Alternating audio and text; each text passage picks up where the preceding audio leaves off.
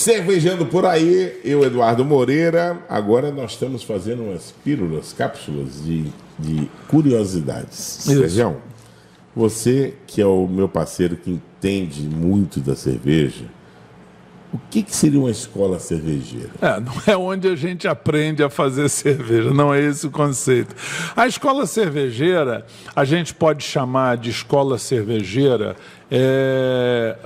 um conjunto de características que determinam uma produção de cerveja. Eu trouxe até, e eu vou colar, uma definição que eu peguei na Wikipedia de escola cervejeira. É bem interessante.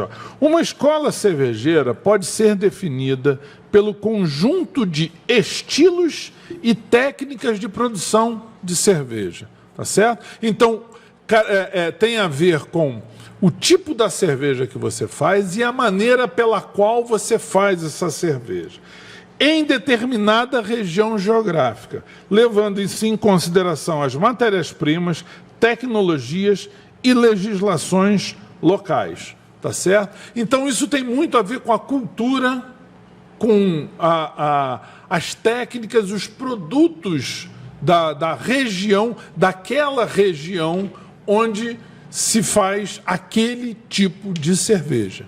Entendi. Olha só, uma das coisas mais interessantes no mundo da cerveja, eu vejo que alguns tomam caminhos para cerveja mais fortes. Isso. Outros tomam caminho para entre a Pilsen e uma coisa meia sem se arriscar muito. Mais leves. Mais leve. O que você acha que é o caminho mais exatamente fácil? Repara, exatamente é isso. Isso é a característica, é a regionalidade, né? A característica daquela região. Por exemplo, vamos lá. Hoje a gente diz que existem 4 escolas cervejeiras, tá certo? Então são 4 maneiras, ou 4 jeitos, ou 4 tipos de cerveja que a gente vai encontrar no mundo. A primeira escola cervejeira, talvez a mais antiga que tem, é a escola germânica. Muita gente diz que é a escola alemã. Não, a Alemanha é um país onde você tem cervejas desse gênero. Mas diria que é Alemanha, Áustria, Polônia, Holanda, tá certo? Toda aquela região da Germânia, né? República Tcheca. República Tcheca não é um grande produtor, mas é um grande bebedor de cerveja. O maior consumo de cerveja por habitante é na República Tcheca. Para você ter ideia, Eduardo, eles têm fonte de cerveja. Nossa Senhora. Na rua, de graça. Do jeito que você bebe água, você bebe cerveja na República. A gente tem que ir para lá, Eduardo. Meu Deus do céu. Eu passei lá perto, não sabia disso, cara. Então, qual é a característica? Qual é a característica da cerveja germânica? Uma cerveja muito leve. São as cervejas de alta fermentação, tá certo? As cervejas mais leves, com menos cor. Por quê? Porque eles bebem uma barbaridade, irmão. Eles bebem muito. Não tem como beber muito com a cerveja muito pesada, tá certo? Agora... A Pilsen surgiu na Boêmia. A Boêmia, hoje, é a República Tcheca. Mas você fala aqui que a Pilsen é uma das cervejas... Não é tão simples de se fazer. Não, do ponto de vista técnico não é tão técnico simples. Não é tão simples, mas não. É a mais consumida no mundo, né? É a mais consumida no mundo, sem dúvida. Porque é mais leve, é mais gostosa, ela não é extrema. Né? A gente teve aqui o Daniel Bode falando sobre cervejas extremas. Ela é uma cerveja fácil, ela tem o que o cervejeiro chama de drinkability, né? Uma facilidade de beber. Tá certo? Então, por isso ela é uma das cervejas mais consumidas. Mas na Alemanha você tem a Munich Helles, você tem a Viena, que são, dependendo por exemplo, na Áustria, você bebe muito Viena. É um estilo de cerveja bastante interessante, um pouquinho mais caramelizado, mas é interessante. Tá certo? Agora eu estou vendo aqui na nossa listagem, aqui, tipo a britânica. Isso. Os pubs lá, pelo que eu vejo, nunca fui na Inglaterra, mas os pubs lá que eu vejo, comentários de alguns amigos, achou a cerveja muito fraca, muito aguada. Não, muito pelo contrário. Algumas são muito com pegada. Não, muito pelo contrário. A cerveja, o estilo inglês, né? O estilo britânico, né? Que aí você pode Liverpool, juntar. Tal. Você junta Inglaterra, Irlanda, onde faz-se muita cerveja, Escócia, Escócia. As cervejas são mais pesadas, a maioria das cervejas não são lager, são ales, né? A gente já falou aqui sobre as duas grandes famílias, né? As de alta fermentação, cervejas mais leves, e as de baixa fermentação, cervejas mais encorpadas.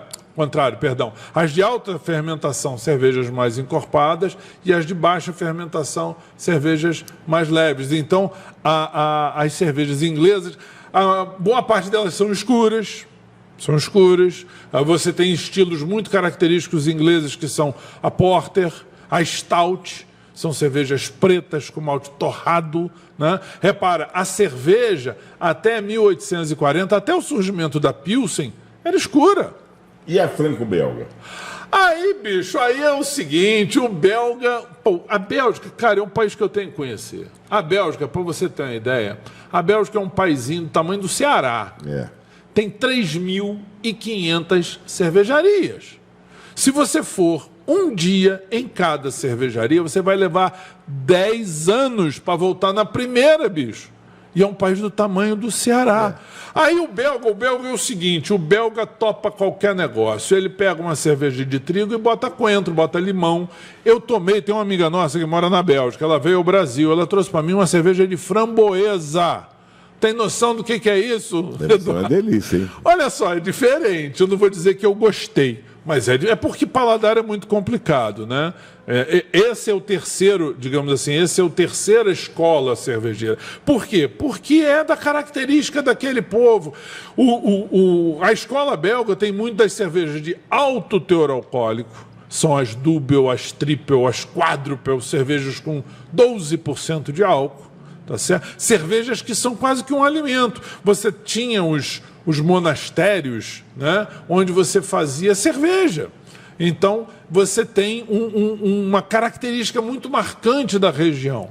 E a última das escolas cervejeiras é a americana. A escola americana é interessante, porque os Estados Unidos sofreu com lei seca de 1900, se não me engano, 1913 a 30 e pouco, 35. Era proibido fazer ou beber qualquer bebida alcoólica, era proibido. Tá certo? Quando acabou a lei seca, voltaram à produção de cerveja, mas era proibido fazer cerveja em casa. Era tipo a lei seca Alpatina? É isso aí, né? E aí você não podia fazer cerveja em casa, Em 78, foi revogada a lei que proibia fazer cerveja em casa. E o americano, ele tem muito daquele negócio do do it yourself, né? do fazer por conta própria, fazer por si mesmo. Então o americano voltou a fazer cerveja em casa, e aí o que acontece? O americano também é muito bairrista, né? Então ele tinha mais que fazer com produtos próprios. Então ele não pega um lúpulo alemão, ele não pega um malte belga, ele tem que se virar. Raiz americana. É raiz americana. E aí o americano começou a colocar outros ingredientes na cerveja, como milho, como arroz, e aí fez cervejas bem mais leves, bem mais, digamos assim, comercialmente interessantes. E a gente importou muito esse paladar aqui no Brasil. Como tudo. Exatamente. Né? Então, a cerveja brasileira, ela é por demais influenciada no estilo americano. Só depois aí dos anos 90 que a gente começou a redescobrir a cerveja como um todo. Né? Bem, gente, vamos ficando por aqui nesse papo rápido, falando de cerveja. E eu acho que o nosso amigo Sérgio atendeu a curiosidade de alguns, né? Bom, tentei mostrar para vocês aqui basicamente os 4 estilos. Ainda teremos um dia que poderemos falar assim, o estilo brasileiro de cerveja, né? A escola brasileira de cerveja. Mas a gente está engatinhando. Estamos engatinhando, não tem tempo para isso. Clica aí, dá uma moral pra gente e visita o nosso site cervejandoporaí.com.br. E toda quinta-feira tem sempre coisa nova no nosso site. Não é isso, Sérgio? Justamente. E às segundas tem esse bate-papo que a gente está tendo aqui. É isso aí. Valeu!